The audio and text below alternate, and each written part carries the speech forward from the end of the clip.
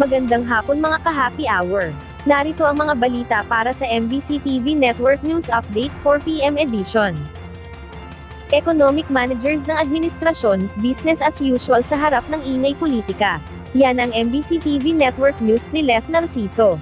Kumpiyansa ang economic team ni Pangulong Ferdinand Marcos Jr. na hindi matitinag ng bangayan sa politika ang ekonomiya ng Pilipinas. Ayon sa economic managers, business as usual ang gobyerno at titiyakin nilang hindi maaapektuhan ang kanilang trabaho ng mga hamon sa politika. Mananatili umano silang nakafocus sa target na Agenda for Prosperity. Sinabi ng mga ito na ilang beses na rin namang napatunayan ng Philippine economy ang katatagan nito sa harap ng domestic at external challenges.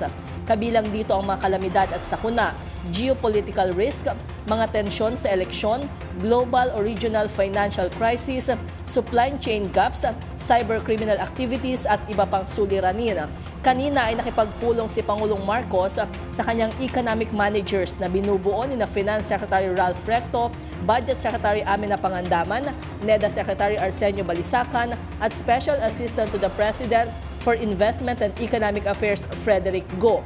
Kaugnay nito, sinabi ni DOF Chief Economist Undersecretary Dominic Velasquez na hindi masyadong pinapansin ng mga investor ang ingay sa politika. Mas mahalaga kasi anya sa mga ito ang mga reformang ipinatutupad ng gobyerno na nakatutulong sa paglago ng mga industriya. Ayon pa kay Velasquez, hindi naman ito unang beses na mayroong ingay sa politika sa bansa. Pero sa kabila nito, nakakukuha pa rin ang Pilipinas ng positive economic outlook mula sa mga credit rating agencies. Hindi yon masyado nagmamatter kasi we've proven ourselves na actually we're beyond this political noise. We're able to pass reforms. So ito nga, create more na pass natin. We're able to consolidate our finances. And parang kumbaga kaya tayo merong positive outlook from S&P is because may track record na tayo na nagagawa natin to. Kahit ano pa ang political noise, Para sa MBC TV Network News, ito si Leth Narciso, una sa Pilipinas, una sa Pilipino.